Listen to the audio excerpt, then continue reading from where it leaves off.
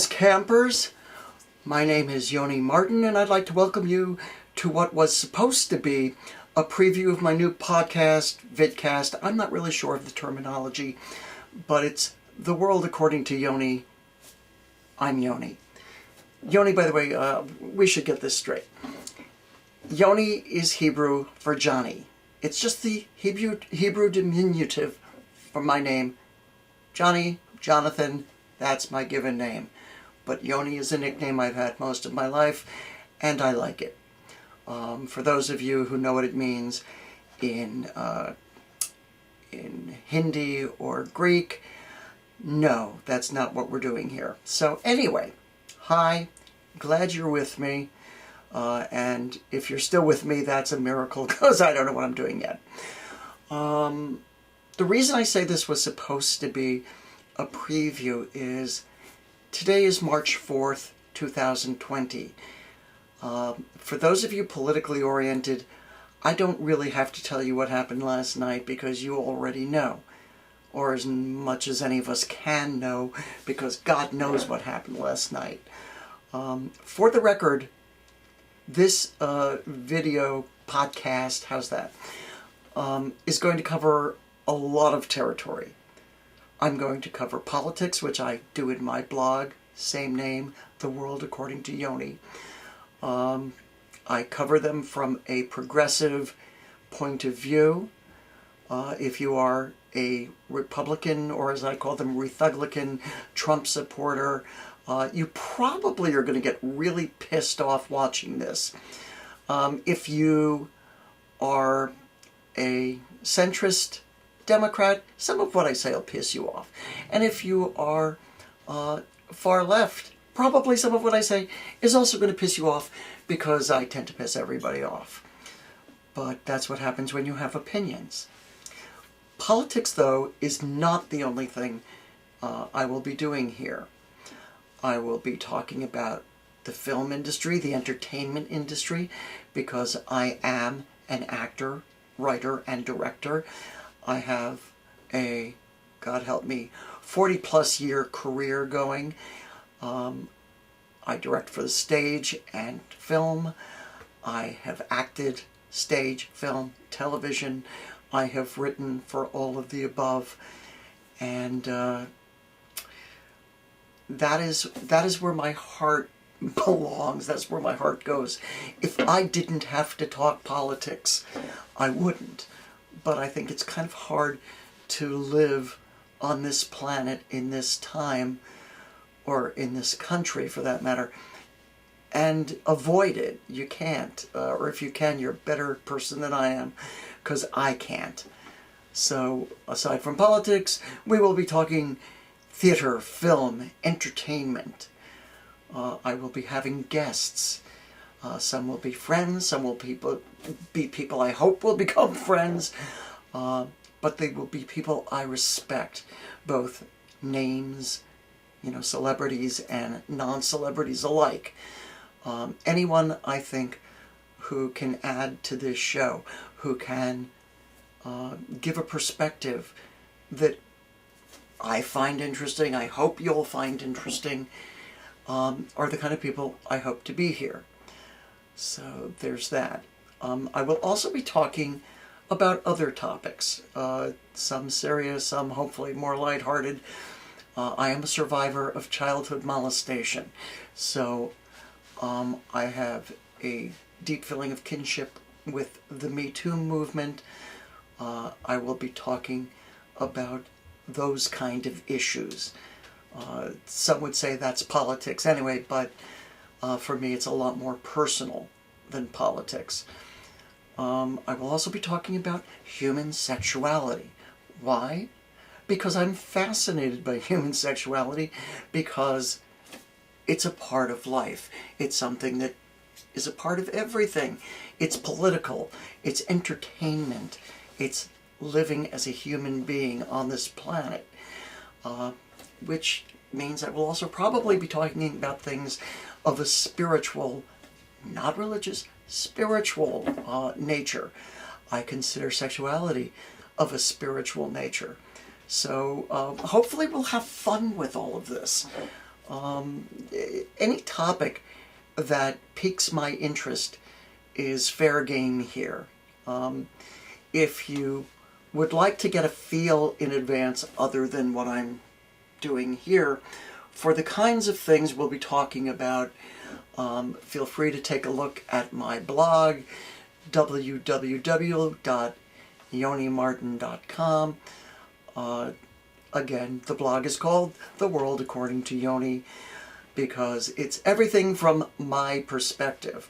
I don't expect everybody's going to agree with my perspective. I know full well a lot of people will not agree with my perspective. Friends of mine don't agree with my perspective. People I can't stand and who can't stand me don't agree with my perspective. Sometimes people I can't stand do agree with my perspective.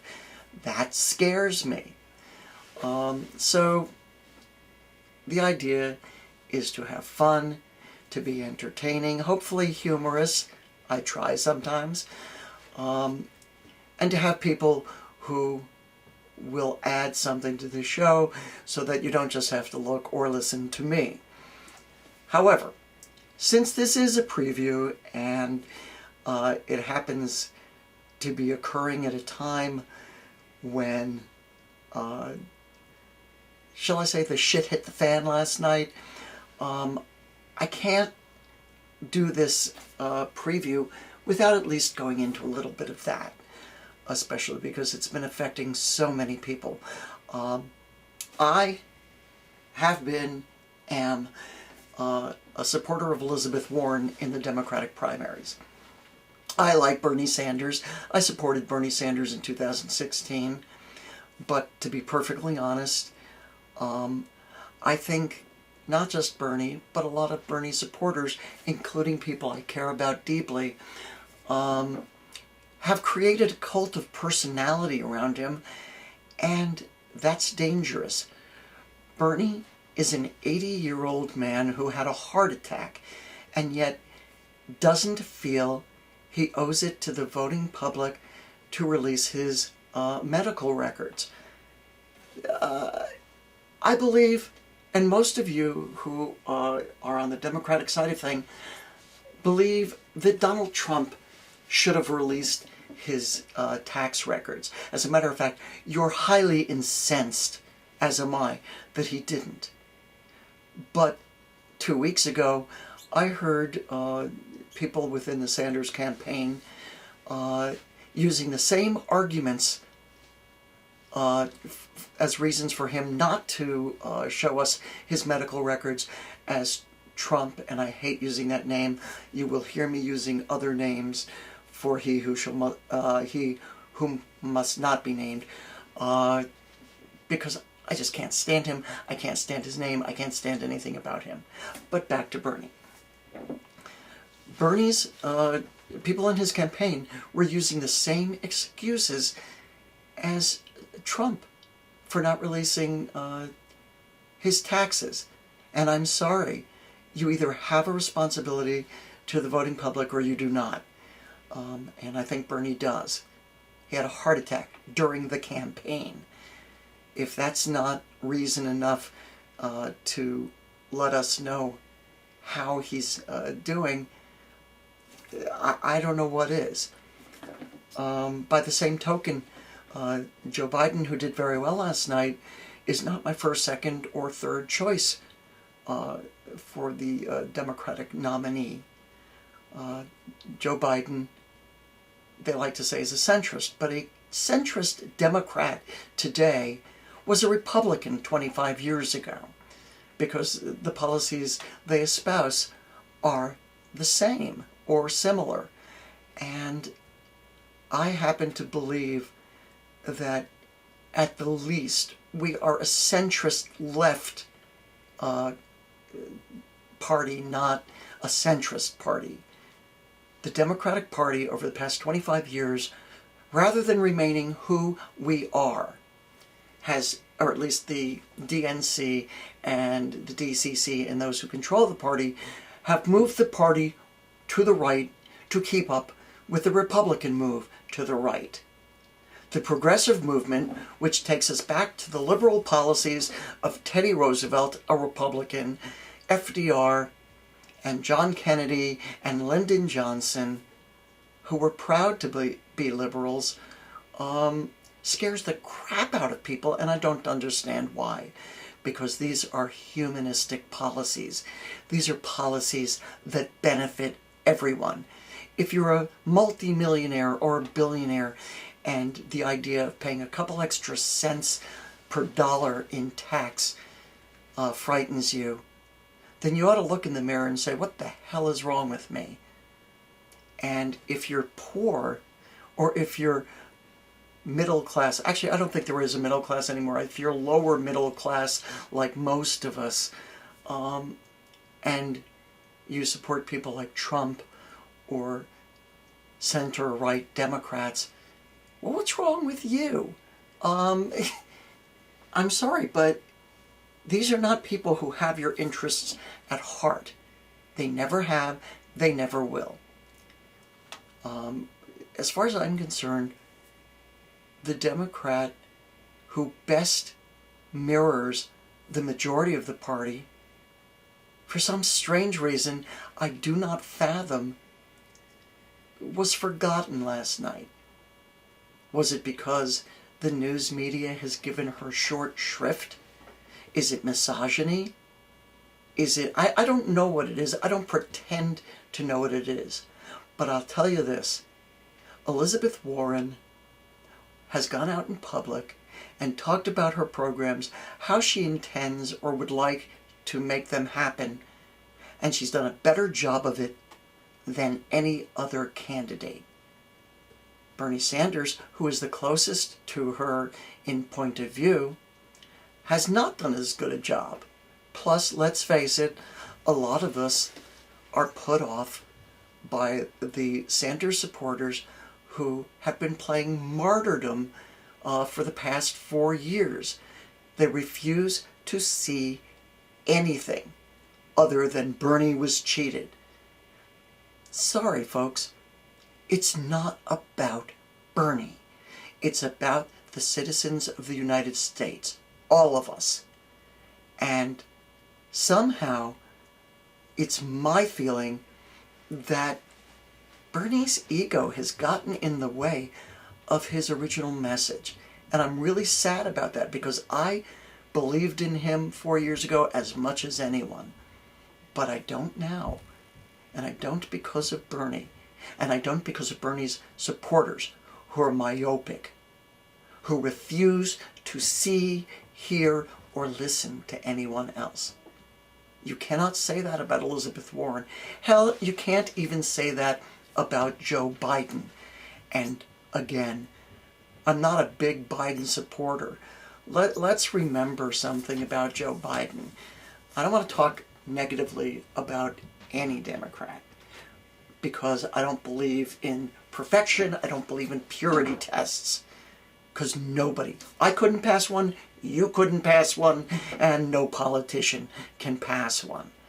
But Joe Biden has some real issues. I mean, he plays Uncle Joe and, you know, the man of the people because he's from Pennsylvania and he represents Delaware. And he was vice president under Barack Obama, who is still probably the most beloved president since John Kennedy. Well, that's nice, but the fact of the matter is Joe Biden has sold out the people. He sold us out as a senator when he supported a bankruptcy bill that made billions for the credit card industry, who just happened to be mostly based in Delaware, the state he represented as senator. He, you know, I don't know how involved he really was in the Obama administration. Certainly, President Obama made him seem like he was a full partner in that.